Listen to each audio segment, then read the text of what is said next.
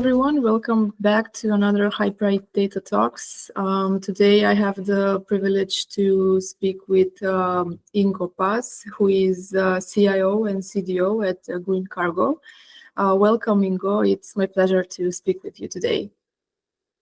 Good morning, Jana. Thank you so much for having me today. I'm happy to have this interview together with you. Thank you to you too. And we're also pleased to have Ingo as one of our keynote speakers at the 10th edition of the Data Innovation Summit. So we look forward to hearing more from him at the summit. And Ingo, for today's discussion, I'd like to start with asking you, can you share a little bit about yourself, your professional background, and what do you currently do, and what are your passions? Absolutely. If I look back in time, I think I would not have expected to be in the position I am today. So I'm a lucky person. I think it's a combination of, meeting the right people at the right time and having the opportunity to work with really great, innovative people during those years. That I ended up in Sweden after being 10 years with Ericsson and 8 years with Adidas and then another 10 years with ICA. This is kind of a journey you can't plan for. Most of these events are lucky ones, I would say. And then sometimes there's also the personal part of how you engage, what kind of decisions you take, and also what is your attitude to change? Do you take responsibility? Do you like to take risks? Are you a risk-averse person, or do you embrace risk as an opportunity? But also, it's about the focus and the discipline in the execution. So I think if I put all of this together, my personal situation is very positive, and I'm very happy with the progress I've made. But you started by saying a leading thinker in technology-driven business innovation and transformation. Yeah, but I think it's a consequence of being at the right place with the right people at the right time. Thank you for that introduction.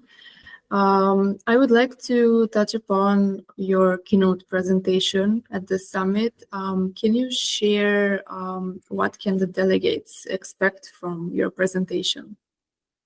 So at Green Cargo, the company I'm working with, we are implementing a digital twin. The digital twin is based on two key capabilities. It is, first of all, a generative AI ability, a model that we trained against the database. And the database is a knowledge graph database.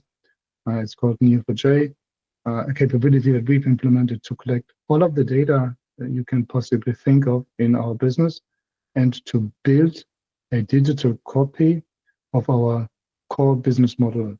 So this digital copy actually turned out to become a digital twin where we can operate our entire business and simulate what's happening in the real world in real time in our digital twin. This is helping us as a simulation of a very complex business environment to combine a lot of core capabilities and make dramatic improvements in the future to how we operate. It will have impact on our customers, it will have impact on our business performance, it will have impact on the ability to reduce risk and to increase safety for operations. It will also help us a lot more to protect the environment in an even better way than we do today.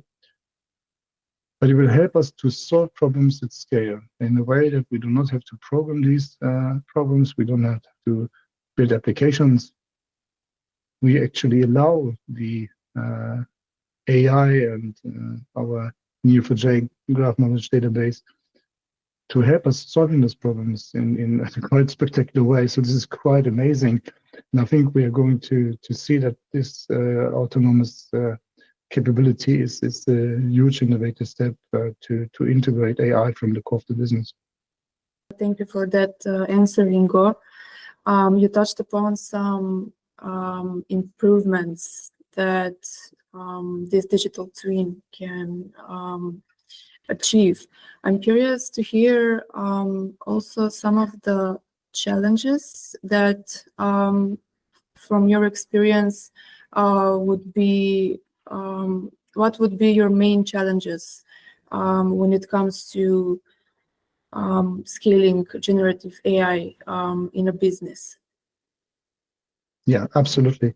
I think it's a very relevant question. It's a very difficult answer, in fact, because many organizations are struggling with it, and the challenges are quite high. So integrating AI into the core of operations needs to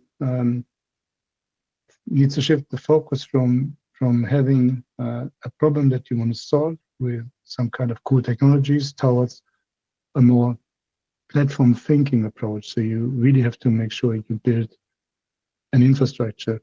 So I think in general terms speaking, the focus was too much on the technology, too little systemic thinking. There was too much fragmentation in the approach of utilizing AI and these kind of technologies. And also too little focus on scalability. So when something was built, how can we scale it? How can we reuse it? How can we make it available to other problems? And how can we solve other problems? But also another challenge is the poor data quality and the access to critical data. So if we consider these kind of challenges, it is not easy to overcome this. And I think that if you want to do large-scale transformations, there are some critical steps. So you have to find the right people, you have to build the right platforms, you have to do a vertical and horizontal scalable ready infrastructure. You have to create the ability to augment and scale disruptive technologies, because you want to really make sure that when the infrastructure is defined, you can at any time integrate new disruptive stuff and just get it work from the core from the business, but also the core from the digital infrastructure. So these are two different elements of core.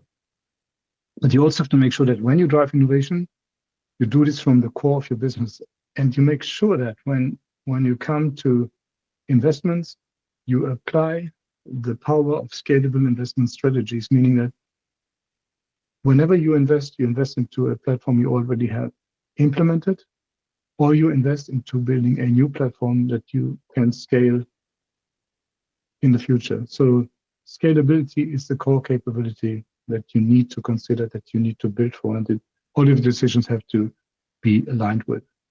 And apart the digital twin that you will be talking about, you will also mention leveraging OpenAI and talk about graph databases. So I want to ask you, how do you look at the future of these scalable technologies? What do you expect to see in the upcoming years? I've spent so many years in corporate and very, very well governed organizations where I realized that there was very little time and focus on getting things done. And my experience from these major big companies I was working with was that you spend a lot of time convincing others to like new ideas, and time was actually running out.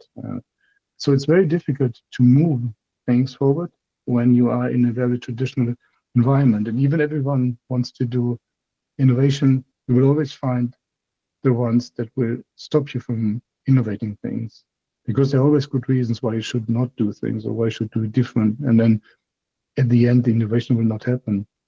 So I think it's the same here for AI. So if you prefer risk-averse leadership, you cannot go all in with AI, and understand that you need to be very responsible with the actions you take. But if you have a risk-averse leadership, you probably not even start really working with AI, because it is just a threat.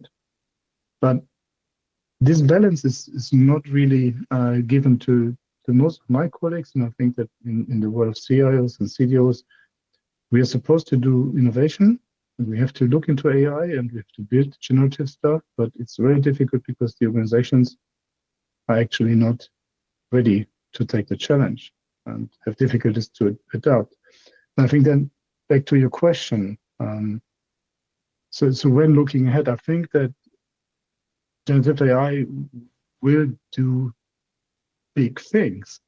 So I think it will outperform additional management thinking and business execution, because it will give us insights that we never had. It will also redefine the rules of success, because maybe today success is measured on the things you can measure, but in the future you will measure something completely different, where success is determined in the moment when the decision is made and the impact of that decision. So it's the transparency we don't have today. And I think that also AI would set new expectations from customers, in which way you want to deliver their services or their products. Both business to business, but also business to consumers. And I think it will change the boundaries, how we bring things together. And my major fear is that if you look forward, that the vast majority of people has not understood, what is coming. It's difficult for me as well. I do not say that I do know everything. Probably it's the opposite, because there's so much happening these days, you can hardly follow up. But I think that most executives rely very much on their experience from the past when predicting the future. And that is a very critical statement, because when you are growing up in that environment of business, but you have seen for 20 years or 25 years, you apply the learnings from the past, and you might have difficulties to understand, how the new stuff, and especially generative AI, is changing the rules of the game. And then the exponential change that comes probably feels like a tsunami, while you see the water is disappearing, and you feel fine, because you do not expect a huge wave to come and change it all. So I think that we've talked about these kind of changes before, and everyone said, autonomous cars will revolutionize the world. You see very few autonomous cars these days, so it's many years ago. But the technology that we're talking about are exponentially changing things. You hear new stuff every day. So I would say that looking ahead, AI is a huge challenge. So you mentioned earlier that for innovation, you have to have a positive attitude to change management, and also the willingness to take risks. So I believe that whoever is listening that would agree with us. My next question would be, you are working on a book that is coming earlier this year.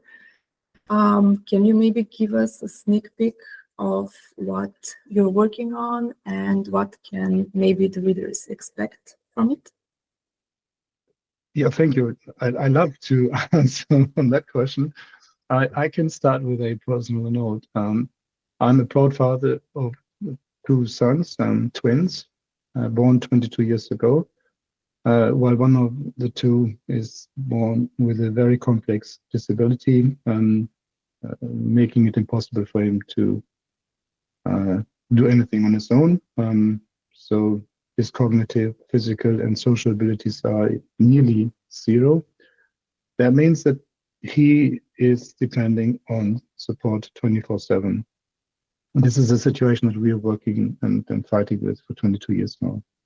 And during these 22 years, I haven't seen innovation coming to help my son to become more autonomous. So what I'm looking into in my new book project is to describe the future of digital assistive technologies, based on semantic, generative, and agentic AI, combining those and applying a kind of similar strategy that I described from Green Cargo, building a digital twin and then digital agents around the twin, establishing a digital network, an ecosystem around people with disabilities, complex disabilities, to allow them to interact and to collaborate with the environment in a way they have never been able to do before. So going away from fragmented technologies towards a holistic perspective of using state-of-the-art capabilities, and then building a platform infrastructure, the horizontal part that would allow the individual digital twins to support the disabled people in a very personalized way, with all the focus on security, the ethical part, the way you want to make sure that you have the integrity in place and the safety and security. So all of these aspects are considered. And it's a very scalable approach. It should make digital assistive technologies affordable, accessible, and help people to transform their lives to the level where they might want to be or where they can be, not where they should be. And it's a very sensitive thing, but my book describes how this future could look like, and I've done a lot of research and could not find anything similar. So I think it is kind of a game changer for supporting millions of people with new digital assistive technologies in a very humanistic way. So empowering those ones is my key challenge. And I can tell you, with the experience from my work and with the experience as a father and with our family experience, I'm really into this with my heart. It's a mission in my life that goes far beyond my own life, and really making sure that my son will do fine when I will not be there to fight for him anymore, and be there for him to support him every day. So in this day will come. I'm as everyone else faced with the problem of aging, which is a positive experience, but bring me to the point where I will not be able to support him anymore. And I want to establish the knowledge and the skills so that people can take what I've described in my book and to build on it. And if I could be part of that journey, I love to. But for me, this is my future. And the book is called Empowering Human Autonomy, Elevating Complex Disabilities with Innovative Digital Humanistic Technologies. It will be out in April, May this year on Amazon, and you just need to Google Ingo Paas Amazon, and you will probably find it then. So this is my unique situation. I really want to do something good, and if it's good for my son, it will hopefully be good for very many other people as well, including their caregivers. So this is the foundation for future innovation, and that's what I would call my personal success. So I have not delivered, but I'm working hard on it. This is the story of my book. Jana, thank you for asking. Thank you very much for sharing this personal story and where this passion comes from. Regarding your book, I believe that this book would help both your son and many other people around the world who face the same challenges in real life. So thank you for that. Thank you for sharing where this book would be available and when also. I look forward to it, really. And thank you again for taking the time to do this interview with me today. Me and the delegates look forward to hear more from you on the second day of the summit. And I look forward to meeting you there. Thank you, Ingo, again, and see you at the summit. Thank you, Jana.